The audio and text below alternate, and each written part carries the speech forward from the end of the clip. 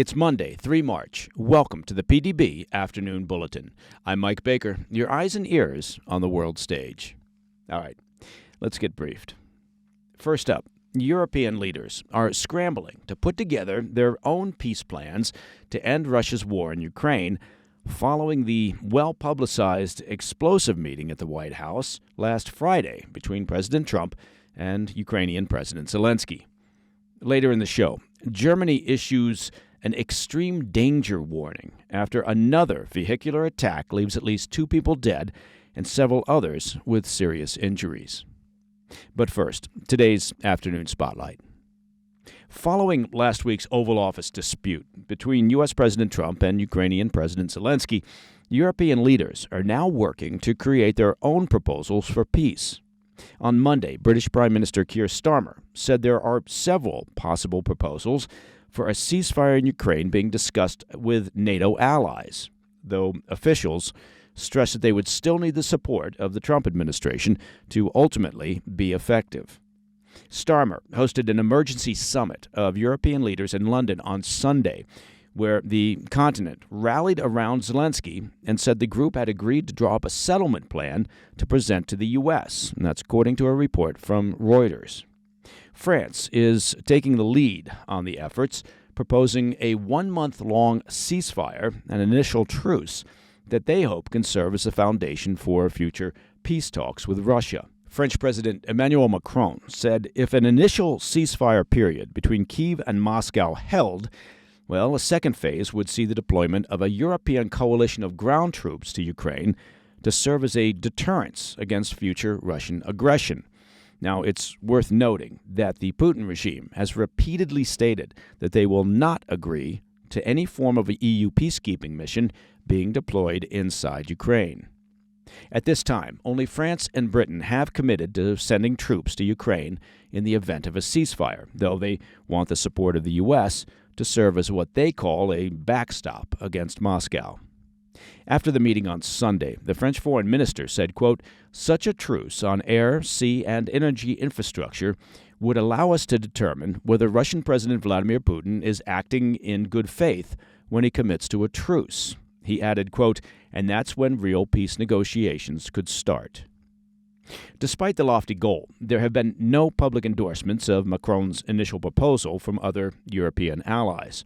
Zelensky, for his part, said Sunday that he was aware of the French proposal and reiterated that any ceasefire must come with explicit security guarantees from the West to ensure that the Putin regime does not try to attack Ukraine again at some point in the future. Starmer did not elaborate on other potential paths forward, but told reporters on Sunday that, quote, "there are clearly a number of options on the table."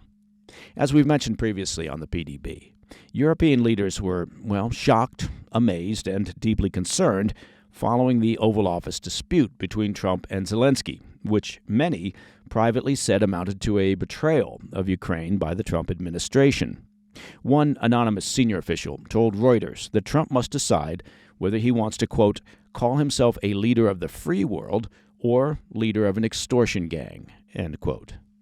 Friedrich Merz, the conservative leader set to become Germany's next chancellor, called the Oval Office rupture a, quote, "manufactured escalation," suggesting that the Trump administration set a trap for the Ukrainian leader. Now, White House officials have denied that the Oval Office encounter was pre-planned or an ambush. Merz said it was now up to Europe to prove, quote, "that we are in a position to act independently." The diplomatic incident seems to have provoked European leaders into action, and many on the continent are still working, though, to keep the U.S. on side.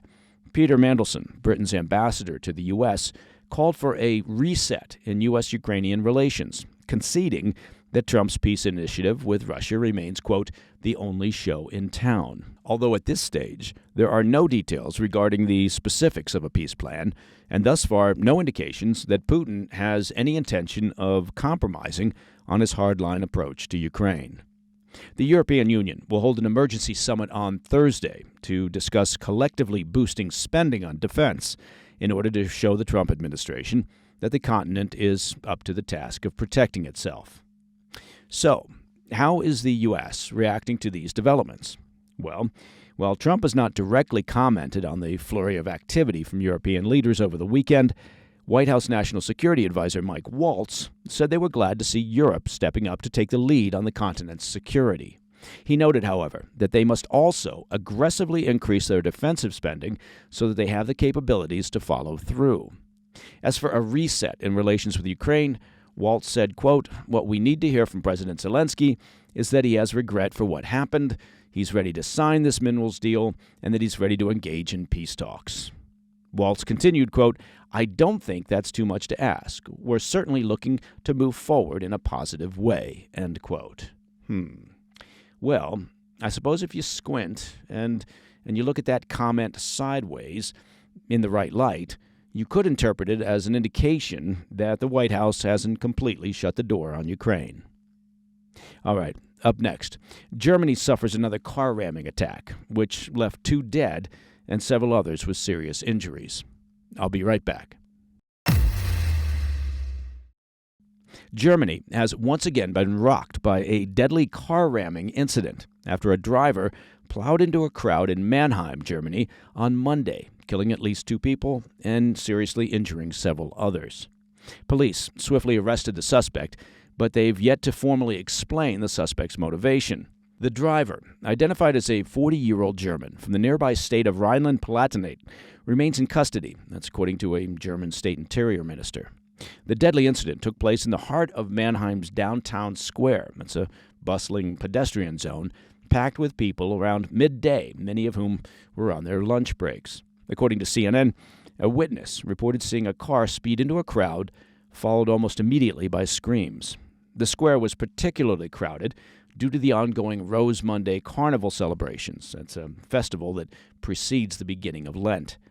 Other witnesses told Reuters that they saw multiple victims lying on the ground as emergency responders worked frantically to resuscitate at least 2 people. A nearby hospital confirmed that it was treating 3 victims, including a child, though it remains unclear if other medical facilities have taken in additional patients. Authorities have not officially labeled the incident as an act of terror, but Germany's federal government quickly issued what they're referring to as an extreme danger warning for the city. It's a signal of heightened security concern. Within hours, images circulated of a heavily damaged black car sitting inside the police perimeter. For now, law enforcement insists that the suspect acted alone, but the nature of the incident has raised immediate alarm, given Germany's recent history with vehicle ramming assaults. Just last month, as we covered here on the PDB, a 24-year-old Afghan asylum seeker rammed his car into a labor union demonstration in Munich, killing a 2-year-old girl and her mother. Authorities later revealed that the driver had an Islamic extremist motive. That terror attack took place mere days before Vice President J.D. Vance attended the Munich Security Conference, putting a fresh spotlight on Germany's handling of radical threats. And that wasn't the only recent incident. Back in December, a driver plowed through a Christmas market in eastern Germany, killing 6 and injuring more than 200. That terror attack reignited fears about vehicle ramming tactics, which have been repeatedly used in acts of terror and mass violence across Europe in recent years. Now, as investigators work to determine whether Monday's tragedy was intentional, ideologically driven, or the result of another factor, officials in Mannheim are urging the public to remain vigilant. And that, my friends, is the PDB Afternoon Bulletin for Monday, 3 March. If you have any questions or comments, please reach out to me at pdb@thefirsttv.com. And finally, to listen to the show ad-free, should you be so inclined, well, simply become a premium member of the President's Daily Brief by visiting pdbpremium.com. I'm Mike Baker, and I'll be back tomorrow. Until then, stay informed, stay safe, stay cool. Hey, thanks for tuning in. If you enjoyed this video, don't forget to hit that like button and leave a comment, a really positive, nice, and kind comment. That would be appreciated. And if you're not already subscribed to our channel, make sure to subscribe and turn on notifications so you don't miss any of our daily updates.